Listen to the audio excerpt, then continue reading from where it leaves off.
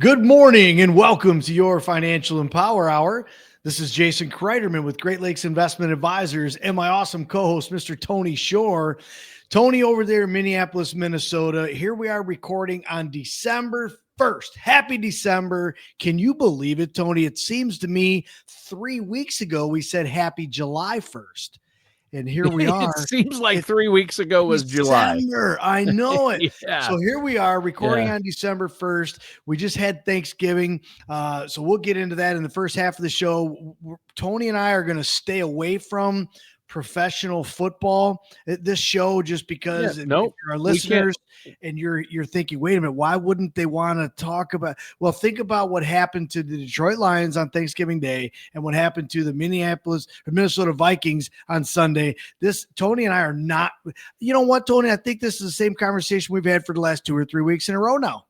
Yeah, I think the Vikings were looking at the Titans and how they've been playing, the Tennessee Titans, and they said, you're last in the league. Hold our beer. Watch this. Hold our beer. Watch this. We can't let you take those honors. Oh man, I've my wife said to me, I don't think I've ever seen the Vikings play a worse game. And I'm like, I don't remember the last time we didn't score any points in a game. Well, that was going to be my question. Did they even score? From the last I saw, they didn't score a touchdown, a field goal. Nothing.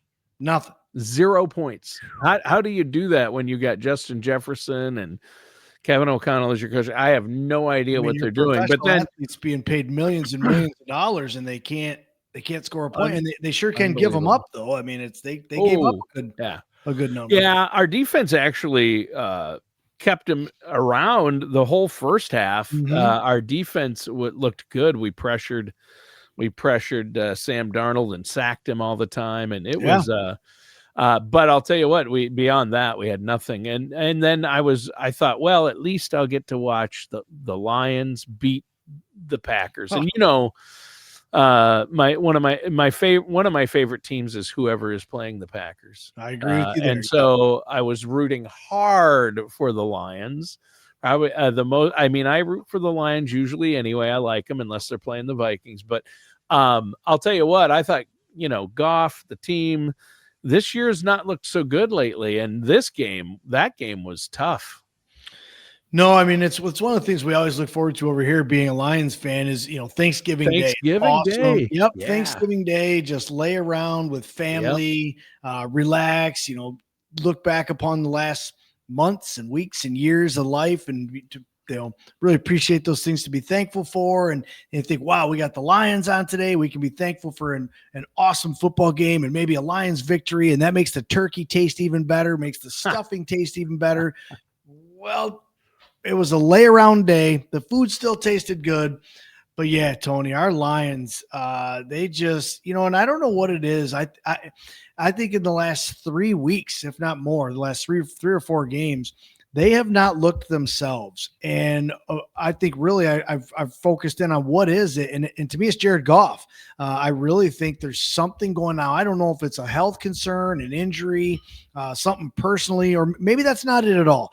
But I tell you what, if you look back over the last 3 or 4 weeks and the pass attempts he has made, I'll bet in the last 3 weeks he's made more brutally bad pass attempts than he has his whole professional football career. Agreed. It looks like he's not even trying to throw it to your guy. And where's it coming from? I mean, some of the passes are 5 yards behind a guy, 5 yards ahead of 5 yards in front of the guy's feet. It's like, what is he doing and why? And that's what concerns me. I mean, and of course you can be the conspiracy theorists out there where you heard about what happened with Chauncey Billups and NBA basketball within the last month or so, that it came out that they were throwing games and throwing calls and all these things. They got kind of tied up in a very unfortunate ordeal. It sounds like, and I just, I had one of my buddies say, hey, what do you think? You think maybe Goff? You think maybe the coaching staff, the players, if it's happening in NBA, it's probably happening in baseball and hockey and football. And it probably is to some extent, right? But, he said, what if it's Goff? What if Jared Goff is caught up in that unfortunate situation and he's being forced, to throw games or, make brutally horrible plays. And I sure hope that's not the case, Tony, but man, it's been difficult to watch that team play in the last 3-4 weeks. It is. It's been a tough. You're right. It's been a little hard, Jason. So our teams didn't win. And I always say if the Vikings are going to lose, at least hopefully the Packers will lose. But that didn't happen either. So my football weekend was bad. Now Michigan State won. Well, now shift gears. Thank you for bringing that up because I haven't got to say that in about 7 or 8 weeks this year. I mean, that's been a very sour salty spot in my body. Didn't they win? And like the next day they announced they're firing the coach. Exactly what happened. Yep. So we had our last game of the year. So we come out this year at Spartans. They win their first 3 games. Everybody's excited. We're looking great, feeling good. Then we come out and blow the next 7. Shouldn't even been on the field at some point. It's just like what is going on? And again, the conspiracy theorist, and it's like, wow, is the coach doing this on purpose? Because some of those play calls were absolutely I mean, Carson was brutal. Could call better plays, right? And he's in 7th grade, and it's just like, golly. And even the results of the plays, you're not using Marsh, your star, one of probably the best wide receivers coming into the season in the Big Ten, if not college football, and they don't utilize them, don't use them. And now he's talking maybe joining the transfer portal, and there's just all kinds of crazy. But you're absolutely right. It was an awesome weekend for Michigan State football. They got to play at Ford Field. They played against Maryland, which was, we had our very first win in the Big Ten. Took us to the last game of the year. Took us to a team who, had a little bit better schedule or record than us. Last game of the year, but we got it done at Ford Field. Awesome game. It's great to end the season on a victory. Sure. Yeah, and then within 24 hours or so later, we see all of a sudden the headlines that Michigan State fired John Smith, the coach, which is a very, very, it's going to be a hard pill to swallow, I think, Tony, for Michigan State, because we're still paying, I believe, for the Mel Tucker scandal before Jonathan Smith came in. We're still paying Mel Tucker, and now they have to pay Jonathan Smith between, I think it's $30 or $33 million. So it's one thing to get rid of somebody. I can't believe what these college coaches make. I don't know where. I mean, it's amazing how much money they make and the contracts they sign. And then to get rid of them, you got to pay them $33 million for him to leave. It's crazy. And then I wish somebody could offer me that kind of money to leave my job. I'll leave in a heartbeat. Bye, Tony. I got to go. But you know what? I wouldn't, because I'd miss you too much each week. Jason. Oh, Tony. You know what? I'd keep recording. I'd leave, but then you and I'd keep doing the show. We'd do our own show. I'd move you over here to Michigan. If somebody gave me $30 million to quit, I'd quit my job, but I'd do the show with you for free each week. I appreciate that, Tony. Wouldn't even charge you a dime. Aren't you such a nice guy? Easy to say, huh? A lot of things in life we have to be thankful for, right? Like all my listeners and viewers, now you're listening to the show or watching the podcast or the YouTube, and it's a week after Thanksgiving. And I hope everybody had an awesome, blessed Thanksgiving. You and I, Tony, also talked not only the unfortunate football between the Lions and the Vikings, but we also talked a little bit about the U of M getting beat very, very, very bad by Ohio State, and then of course the weather. We had brutal weather over there in Minnesota. We had brutal weather here in Michigan over Sunday. I got 6 or 7 inches of snow out there. We had our first big storm. Sunday was an awesome day, just kind of vegging out around the house, looking out at it's beautiful. When you look out there in the yard and everything's beautiful white and the pine trees are hanging down, and it sure was beautiful. Carson got out really early Sunday morning. He jumped on the plow. He plowed our road. He plowed our driveway, plowed the neighbor's driveway. He really likes to do that. How old is Carson now? Oh boy, Carson's 13. Yeah, I bet he loves to drive that and plow. He loves it. Yeah, he loves the quad. He jumps on it. He throws his helmet on. He throws his Carhartt bibs on, his jacket, and out he goes. And that's awesome. Yeah, he just absolutely loves it. So. Yeah, that's very cool. I remember I grew up on a farm, and I used to get up there and get in the tractor and scoop the snow out of the drive and the lane. Well, hey, it's crazy the snow we got. Now I just have to check over the holidays. I haven't talked to you since Thanksgiving. I was concerned over the Thanksgiving weekend. I got concerned. I thought about you a lot. I was worried that I hope Jason gets enough to eat this weekend. Did you get enough food over Thanksgiving? Oh, what do you think, Tony? Let me just throw that question right back at you. I know we both did probably, Yeah, right? I overate. Sure. I way Yeah, overate. And, sure. Yeah. the problem is you don't just have one meal, at least in my house, Right. right? So we have Thanksgiving at Amy's parents, way overate there, way overate. Then you feel miserable for 2, 3 hours. We finally make it home. I'm in a food coma. It's Friday. We wake up. In the afternoon. We take my mom out to dinner, and so we have dinner out at a restaurant. Eat way too much food there again. Get home. Saturday, we go to my dad's house, Dad and Carol's over in Canadian Lakes, and eat way too much food there. So not only did I eat way too much food once, Tony, I ate way too much food every single day of Thanksgiving weekend. Every day. Yeah, me too. Yeah, we had a lot of food. We went over to Sarah's brother's house, and he and his Okay. wife just had a spread, and it was so good. Yeah, and you say I remember from our you say they're quite the cooks. The Chef. the mashed potato. You think mashed potatoes are mashed potatoes? Wrong. Wrong. The best mashed potatoes I've ever had in my life. I ate. They Really? had garlic in them, all the Okay. seasoning made with heavy cream and all sorts of stuff. I mean, these aren't just regular old mashed potatoes. My wife typically doesn't like mashed potatoes because of the texture. She had second helping Did of she those really? mashed potatoes. Yep. That's how good they were. So I ate too much, of course, and all the fresh dinner rolls and then leftover turkey on the Homemade roll. bread with Yeah. melted butter. Oh, Mm. just. Yep. It's all that right there. Well, hey, today we are going to talk finance today. We're talking about end of the year and New Year's financial resolutions and planning for the new year. And Jason, before we get into that, can I give away 10 more copies of your book? We do this each week. And do you still have books to give away? I do. Yep. I got one right here, Tony. So feel free. Go ahead and give away some free copies. Empower your retirement. Plan for the best. Prepare for the worst. I love it. Jason and Carl Cryderman, you and your dad wrote that book. And that book is your guidebook to finance right there in financial planning, retirement planning. So empower your retirement. If you want your own copy, there's no charge. There's no postage. There's no obligation. All you have to do is call Great Lakes Investments, call Jason and his team there, and tell them you heard about it on the show, either the video, the podcast, or the radio show. It's all right here. Just tell them you heard about it on Jason's weekly show and you want a complimentary copy of the book. If you're one of the next 10 people to do that, you'll get it. So the number you call for that is 989-835-7203. That's 989-835-7203.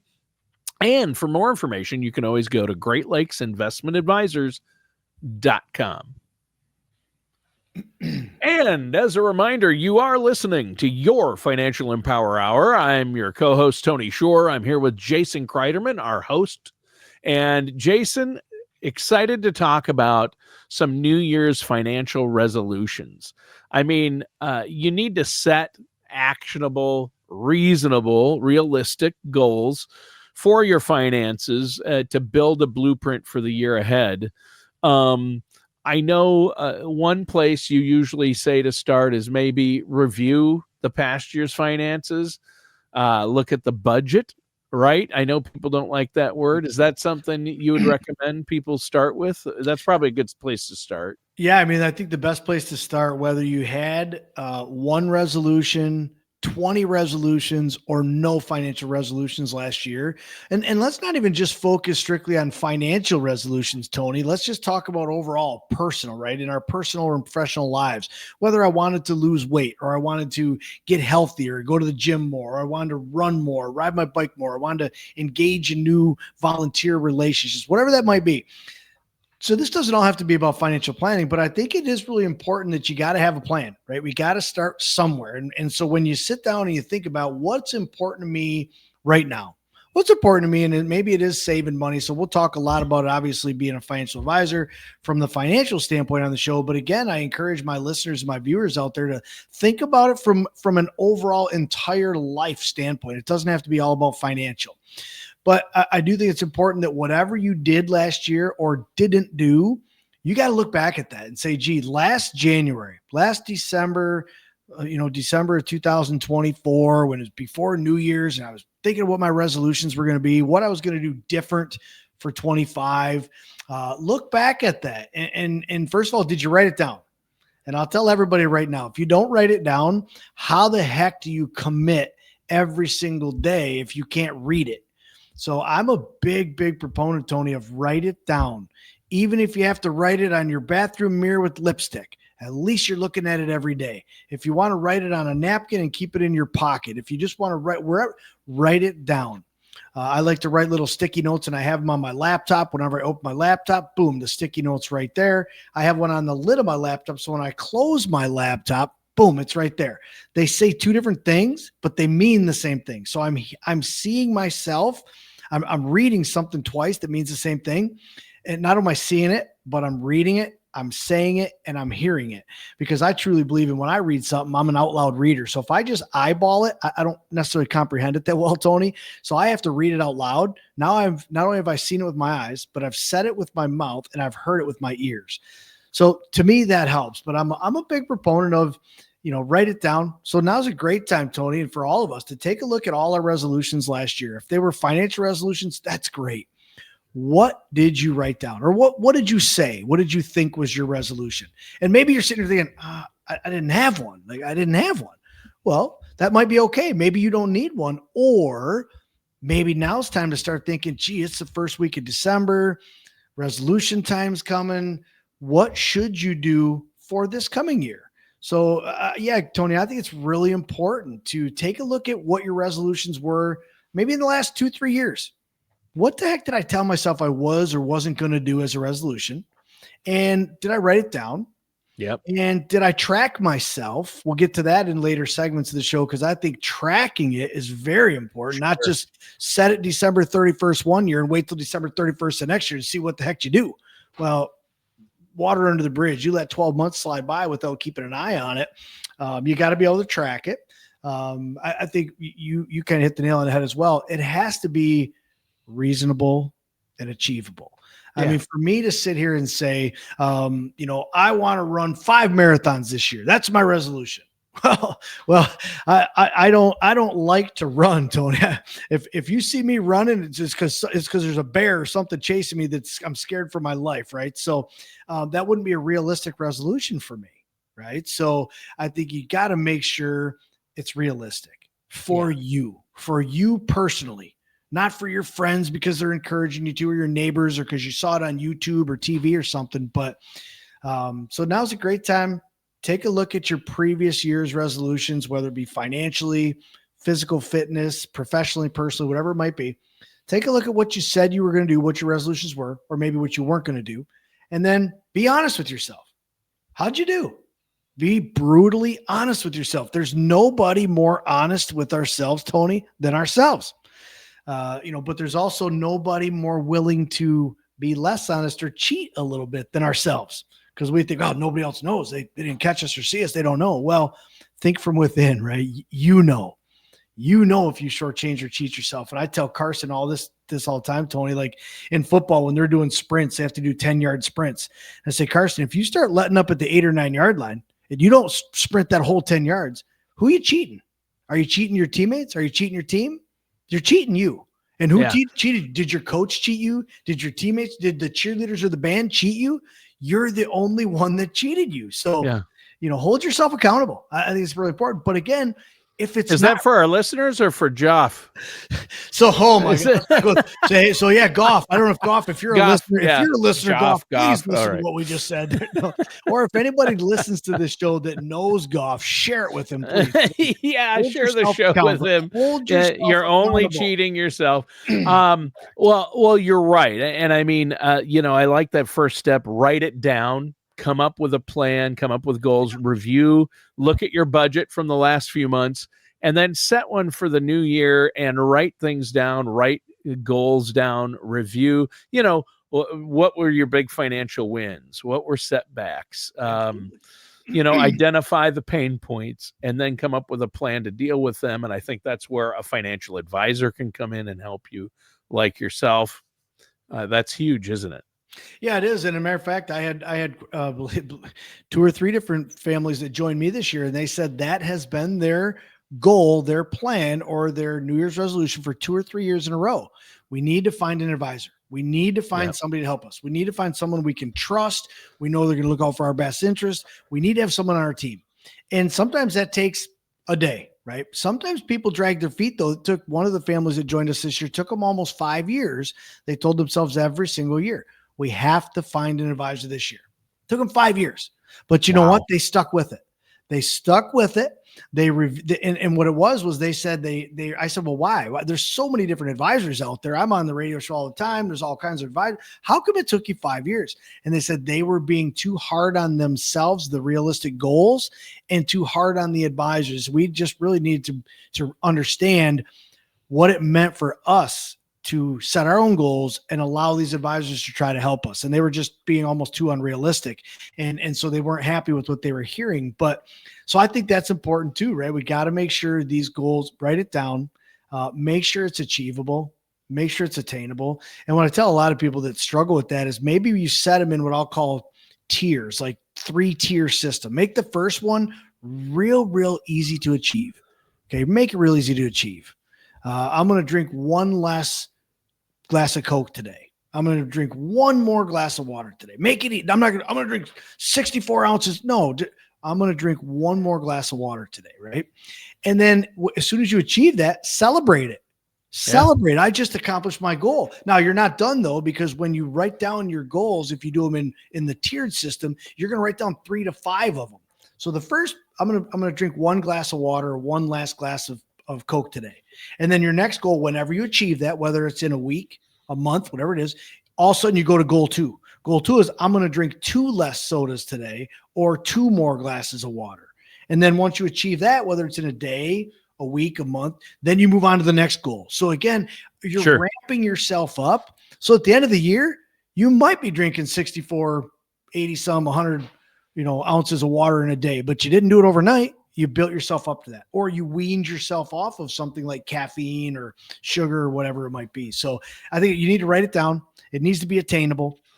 We need to review it. You need to review your goals and hold yourself accountable on a daily, weekly, monthly basis. If you don't have it written down and it's not right front of face at all times, how do you keep track? How do you keep track of it? And then how do you hold yourself accountable? Were you successful today? Were you successful this week, this month? We're not always going to be perfect and successful, and that's okay. Yeah. Oh, I had too many glasses of Coke today. I was supposed to. Don't quit. Look yourself in the mirror at night and look yourself in the mirror in the morning and say, I'm not going to do that again. I'm not going to cheat myself. I'm going to hold myself accountable. These are your goals. You are the only one in control and power of those goals. So especially if you set them with a spouse or with a friend or family member, do not be afraid to hold each other accountable, but you have to be able to hold yourself accountable first, Tony. Yeah. And that applies to all of us, but especially Goff. I mean, don't cheat yourself. Listen, Goff, don't hold cheat yourself accountable. You're only hurting yourself. Well, and the fans and the rest and the team and the fans. Yeah. So at any rate, that's really, I like that. Hold yourself accountable, but set achievable and attainable goals. Don't go for the gold all at once. Don't go for the ring the first time around. Set an achievable goal and build on it. Maybe I'm going to have one more glass of water today. Oh, I did that. Hey, you know what? I'm going to actually have another glass of water instead of a Coke. You can always extend the goal. I like that. But let's take a quick break here. And then when we come back, we're going to talk some more about some more resolutions for the new year, financial resolutions, debt savings, things like that, some specifics. But before we do, I want to let our listeners know, Jason, you talked about a resolution is work with a financial advisor to get a retirement income plan in place. And that should be one of your goals if you haven't already done it. If you're not already working with a fiduciary, you don't have a written plan, get one. And to do that, Jason and his team have set aside some times for a no charge, no obligation consultation. All you have to do to set that up is call 989-835-7203. That's 989-835-7203. And we are here on your Financial Empower Hour talking about New Year's financial resolution and planning. Those resolutions, plans for the new year, huge. And this is the time of year to do this. Jason, you've already covered a lot. The starting line, looking back at where you've been, and then looking forward, getting a plan in place, writing down a list of goals, and some specific smart financial resolutions. I know you've got a few for our listeners out there, right? Yeah, we really do. So far we've been talking generally, different thoughts of planning and setting resolutions. It can be as basic as I want to learn more about investing. Right? I want to learn more about money. What is a stock? What is a mutual fund? Financial education could be a great. Just want to learn more about the investing world. Then you might say, well, I want to learn more about my money. Like what's going on within my 401k and why am I making the money number? Why am I losing? What are my fees? What is my risk? So then take a little deeper into what you're doing. Yep. And then you got to maybe go even a little deeper. And again, this comes to that accountability, and not all goals and accomplishments and achievements in life are easy, and they're not all the funnest to go through, but they sure are awesome when we accomplish them and achieve them. Right. And you need to celebrate when you do that. But one of the biggest ones we've been able to just kind of steer people down that road is expenses. What the heck are your expenses? What is your budget? And I'm not when I say that, I am not preaching at people to quit spending money. Sometimes that's not it at all. Sometimes when you get a handle on what your budget and your expenses are, you can actually feel comfortable and confident and maybe even be able to splurge and spend a little more money. So, people look at budget and say, oh, he's just going to make me quit spending money and I can't get that latte and I can't go to the movies. And well, maybe that's the case. And maybe that's your goal. Maybe your New Year's resolution is you want to save more money. You want to cut your expenses. You want to quit this wasteful spending on different things, right? So if that's the case, well, then who's going to track it? Right. Do you know what you spend? And this is as elementary as I've done in the past multiple times.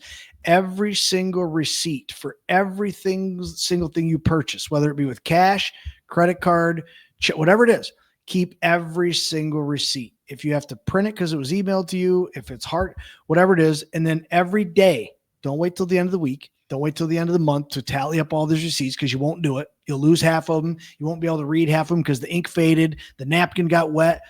Every single day, track your expenses. Yeah. Look at your debit cards, look at your credit cards, and look at your cash receipts. Track your expenses every single day. And that's really the first place to start from, Tony, is how do you know if one of your resolutions should be to cut my expenses, or I want to save more money, but I don't know where I can come up with more money at the end of the month to save and invest.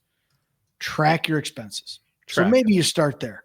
Maybe you say, you know what, for the next 30 days, the next 60 days, my New Year's resolution is I'm not going to change anything. I'm just going to track every penny I spend. Wow. How hard is that? You didn't change anything. Yeah. That didn't take any sacrifice. It didn't take, I can't go to Starbucks today. No. You mean I can't eat 5 Big Macs? No, I didn't say that. I can't go to, no. All I said was track every penny you spend for 3 months. Yeah, you should probably not eat 5 Big Macs, but probably should.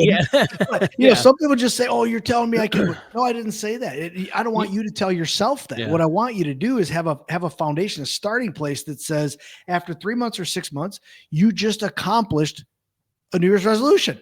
Yeah. Celebrate that. I don't care how much you spent. I don't care where you spent it. Celebrate the fact that you set a resolution, you held yourself accountable, and you accomplished it. Yeah. Celebrate it. I think that's great. And I agree with everything you just said there, except you said account for every penny you spend. Well, they don't make pennies anymore. Well, so true. I think you got to switch it to nickels. Every nickel. Every nickel. Forget the pennies. Forget the pennies. We're not doing pennies anymore. Interesting. You're dating yourself. So now when we go to, when we buy something, are they going to be rounded into everything by fives? So I are think you so. going to go to the store Yeah. at McDonald's and it comes to $8.32, or will it come to $8.30 or $8.35? Because if you can't pay with a penny and they're not going to give you pennies and change, Yeah, they'll everybody's round going up to have or to round down. it to zeros and fives. Yeah, Yeah. That's they'll going to be interesting round to see it. how that goes. Yep. Yeah, it'll be interesting if they stop doing it that way. But yeah, they're not making pennies anymore, which I They're don't going to blame stay them. in circulation though, right? They didn't say they're Yeah, not no, worthless, they're so they pulled staying out in circulation. circulation. They're They're just just no not longer making producing them. Right. right. And some places have said they're no longer going to accept them Yeah. I mean, I think or it's a give them step. out. They're going to round. Yeah. Yeah. I think it's a step in that direction. Yeah, It really is. I agree. Well, that's one more change for the new year you have to account for. But I think it's really important. And when we're going to take another break, but when we get back from the break, let's talk about some more of those New Year's resolutions that are financially oriented, like debt reduction or make a resolution to save more, that type of thing. I think those are really important. And we try to do this show once a year where we talk about, hey, what do you need to do to kickstart the new year and have a good year financially? Jason, that's so important. You even talk about it in your book, which is called Empower Your Retirement. It's a great book. Listeners and viewers, Jason wrote this book. I'm going to give away 10 more copies of Empower Your Retirement, the book. It is awesome. It's a guidebook to your financial plan, to plan for the best and prepare for the worst. You need this book, and it's not going to cost you a thing. There's no charge. There's no obligation. There's not even postage. They'll ship it to you at no charge. All you have to do is be one of the 10 people to contact Great Lakes and ask for the book. You have to mention the show. Say, I heard about it on the show. I want a copy of Jason's book at no charge. It's 989-835-7203. That's 989-835-7203. And once again, you are listening to Your Financial Empower Hour. I'm your co-host, Tony Shore. Our host, the man with the plan, as always, is Jason Cryderman. Jason started off the show on a negative note talking about our football teams, but we got positive and things people can do to improve their financial situations in the new year. What are some more things that should be on that New Year's financial resolutions list to improve ourselves? We started kind of basic, and now we're narrowing it down and to get a little more specific or a little more serious, right? We started talking about just come up with something, write it down, review it, track it, celebrate it.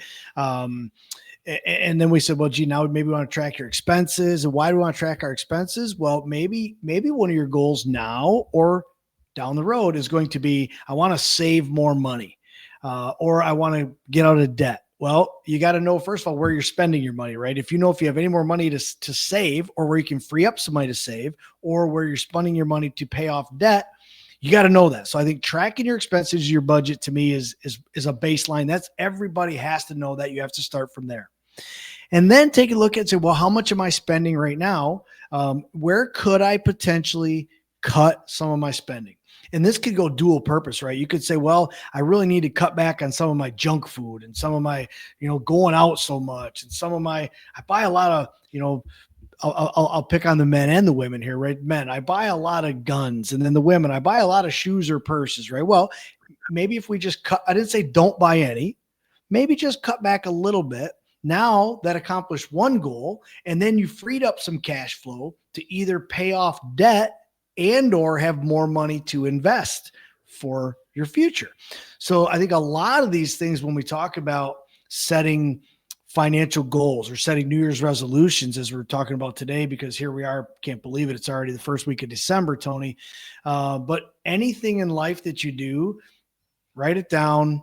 It's got to be reasonable. You got to track it. If you fall off track, that's okay. Don't quit. Do not quit. Pick yourself up, dust yourself off. Ask Jared Goff. He's been throwing the ball all over. He's getting sacked. He's throwing picking on he keeps picking himself up, though. He keeps picking up, and he's going to get better and be better. He's going to be the old Jared Goff again before you know it. So, but that's great. If you go off track, pick yourself up. If you fumble, pick it up. Don't worry about it. Don't say, well, it's January 2nd. I blew my New Year's resolution. I'm done for the year. No. Or November 20th. Hey, if you fall off the track, it's okay. Jump back on, start over again. Maybe you need to reevaluate that goal. Maybe that goal is just way too drastic. Well, I was going to drink 184 ounces of water today, and I only drank 100, so I failed. No, you just set your goal too darn high, right? Yeah. So again, though, because a lot of people say, I want to have an ultimate goal, right? What drives you? Why do you want to set these New Year's resolutions? Is it because when I retire at 60 years old, I want to have $2 million? Okay, that's a great goal. How are you going to get there? Well, just like how do you eat an elephant one bite at a time? You don't just wake up at 60 and have $2 million, but maybe you start setting annual resolutions to track your budget, your expenses, stay out of debt, put $5 more this month, put $10 more next month, put $20 more next month into your investments and savings so that over time, month after month, year after year, you are growing to accumulate. All of a sudden, there you are. It's 55 years old and you have $2 million. That just doesn't happen overnight, but you will be successful if you set these annual goals and if you keep them realistic and write them down and track them and don't be afraid to adjust it. And again, celebrate when you accomplish it. Yeah, there you go. I like that. And I like, you've mentioned that a few times, celebrate when you accomplish these things. Absolutely.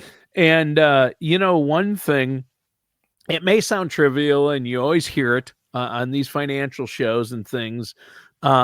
But my wife and I recently went through but we hadn't done this in a while, but we went through all our credit card bills and our bank statement and pulled it up online. Yeah. And we looked at all the charges and we sat down together and we found, and I mean, it added up. We found over $250 of reoccurring monthly charges of services, things we weren't using. OnStar, XM Sirius Radio that we didn't really listen to, a few subscription services that we weren't watching. Yeah.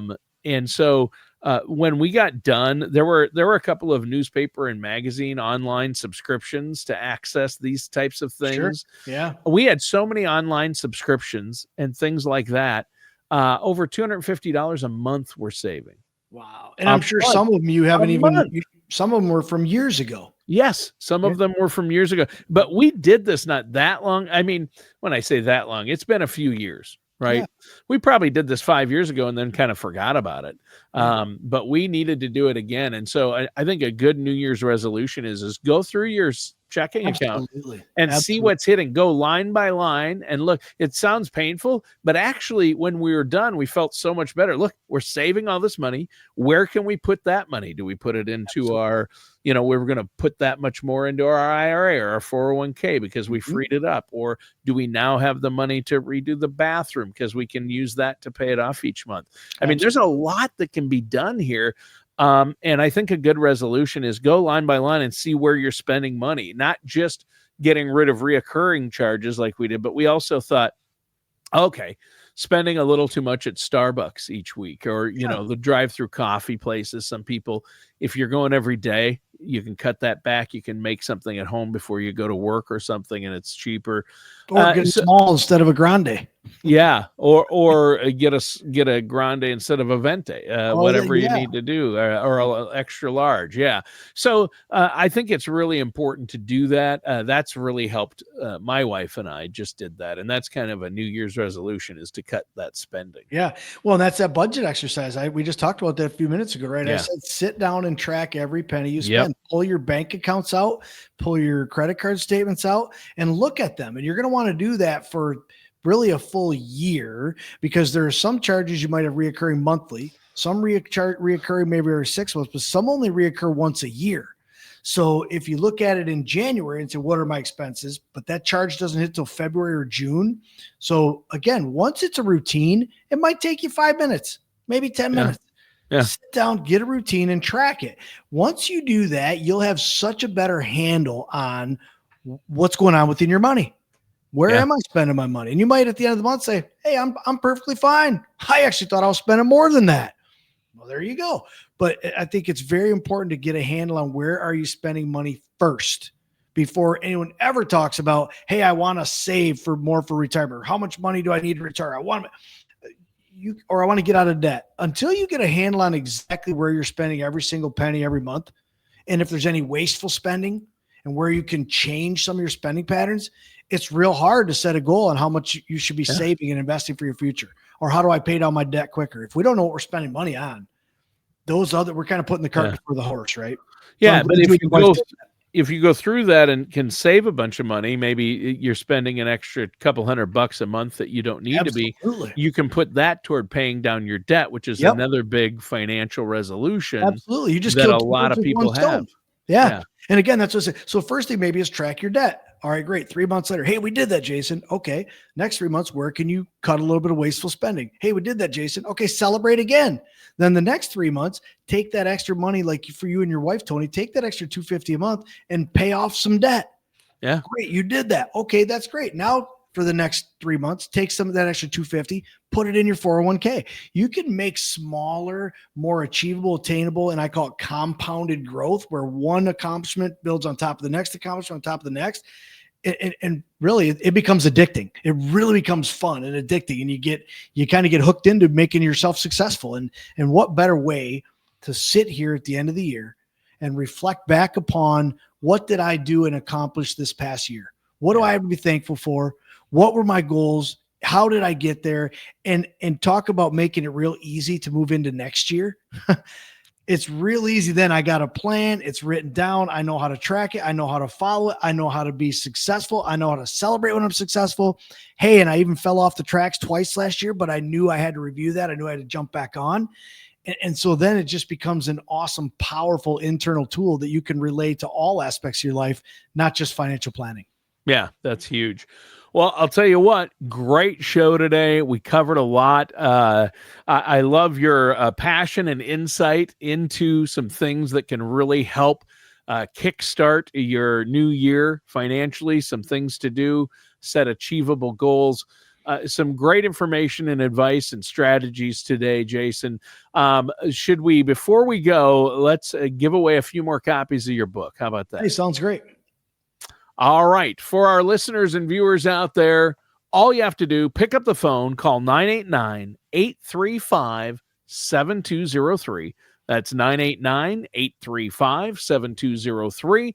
Let them know you heard about it on the show, and you'll get a copy of Jason's book, Empower Your Retirement, at no charge, no postage, no obligation. They'll send you a copy of the book. You can also get the book if you set a no charge consultation. Ask Jason and his team those questions you've had, see where you're at financially. And again, there is no charge or obligation for that consultation. It's a great deal. Jason, great show today. Hope everyone listening has a happy new year out there.